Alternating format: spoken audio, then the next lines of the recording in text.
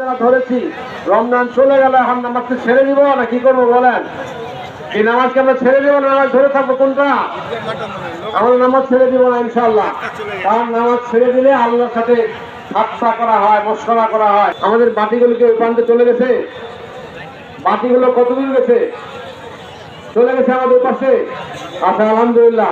সম্মানিত হাজিরিন, আমরা আর বেশি কথা লম্বা করবো না। আমি আপনাদের কাছে সনির্বন্ধন আবেদন জানাচ্ছি, আসুন আমরা রমজান মাসে যেভাবে শ্যাম সাধনা করেছি, আল্লাহকে ভয় করেছি এবং আল্লাহকে ভয় করেই আমরা আল্লাহর ইবাদতবন্দি করেছি। ক্ষুধা থাকার পরেও আমরা খাই নাই, পিপাসা থাকার পরেও পানি পান করি নাই। কেউ দেখতো না, কিন্তু দেখতেন কে বলেন তো? আল্লাহ দেখতেন। এই আল্লাহর ভয়ে আমরা এই কাজটা যেমন করি নাই, ঠিক তেমনি করে আমাদের খাওয়া পড়া অর্থাৎ খাদ্য এবং পানীয় এগুলো কিন্তু হারাম নয়।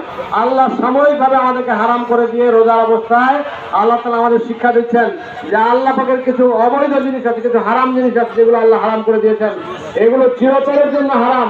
সুতরাং সেই হারামগুলো আমরা রমজান মাসের মতো বর্জন করতে পারি, আল্লাহ পাক আমাদেরকে এই শিক্ষা দিচ্ছেন। এই জন্য আসুন আমরা আমাদের জীবন থেকে আমরা হারামগুলো বর্জন করার চেষ্টা করব, হালালগুলোকে আমরা গ্রহণ করবো, আর হারামগুলো আমরা বর্জন করার চেষ্টা করবো। পারা যাবে তো ইনশাআল্লাহ?